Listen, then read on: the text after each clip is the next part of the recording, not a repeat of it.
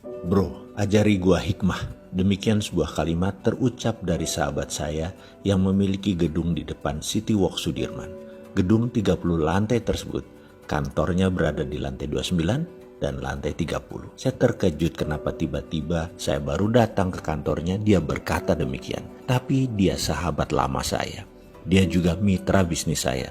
Saya tahu sekali tabiatnya. Dia berhati lembut, sensitif sekali. Dan kalau dia berkata begini, saya jarang komentar. Dalam hati saya berkata, apa dia mau nonton video naratif serial Sadar Kaya Advance ya? Lalu otak iseng saya keluar dan berkata, si Ahmad supir lu bawa motor? Ada katanya. Kita naik motor keliling Jakarta, saya bonceng bagaimana? Dia kaget karena mungkin sudah 10 tahun dia tidak naik motor. Dia steril dari hal-hal seperti begini. Ayahnya adalah salah satu dari 4 macan konglomerat zaman Soeharto. Dia sekarang pemegang tahta generasi kedua kerajaan bisnis keluarga tersebut. Naik motor? Ya enggak lah. Kemudian dia berkata, oke, why not? Katanya. Kemudian motor supirnya disiapkan di lobi. Siang itu kira-kira jam 3-an. Saya nyetir, dia naik di belakang saya, dan saya langsung tancap gas menuju Mall Ambassador, daerah Kuningan. Lalu saya teruskan sampai bypass daerah Pasar Gembrong. Rencana saya balik arah di sana. Dan ternyata hujan besar sekali di daerah bypass tersebut. Untung kami sempat berteduh di bawah tol di bypass tersebut. Ada puluhan motor melakukan hal yang sama. Hujan membesar, air bergerak naik ke arah trotoar, dan sahabat saya mulai gerutu. Sialan lu, basah nih gue. Di samping kami, seorang ayah dengan anaknya kira-kira berusia 10-12 tahunan berdiri merapat kedinginan. Air mengenang naik cepat sehingga sejajar trotoar tempat kami berdiri. Tiba-tiba ada mobil dengan kecepatan tinggi di dekat kami membuat siraman air kotor muncrat membasahi hingga tubuh kami. Semua orang menghujat seketika termasuk sang anak kecil tadi. Nampak sang ayah menenangkan dirinya.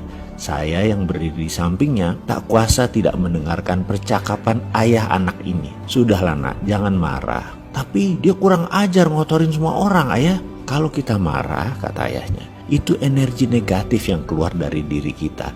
Dan ingat, dunia ini bulat dan sekali lagi, energi itu kekal. Sekali energi itu tercipta, mereka akan terus ada. Dan karena kehidupan ini berputar, energi itu akan kembali ke diri kita sendiri. Saya terdiam, termangu mendengarnya. Begitu juga sahabat saya yang berdiri tepat di samping saya. Sang ayah melanjutkan, mulai sekarang kamu harus bisa mengeluarkan energi hanya yang positif. Misalnya doakan orang tadi agar selamat sampai ke rumah dan ikhlas dalam berdoa.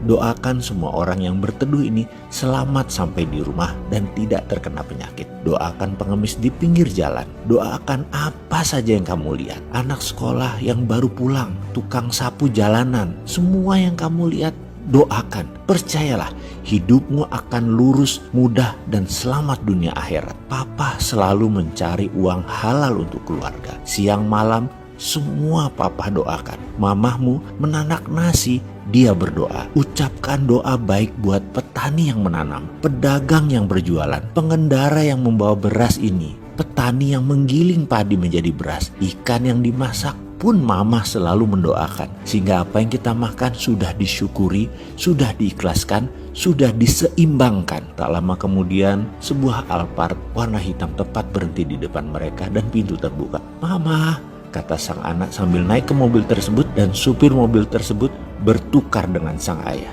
Rupanya ini training day sang ayah ke anak untuk melihat sisi lain dari kehidupan. Itu gumam saya dalam hati. Entah mengapa saya merasa malu teramat sangat. Saya tutup wajah saya dengan helm, menitik air mata saya dan berkata, terima kasih ya Allah, hari ini luar biasa, sebuah pelajaran yang saya dapat. Lalu saya melirik sahabat saya.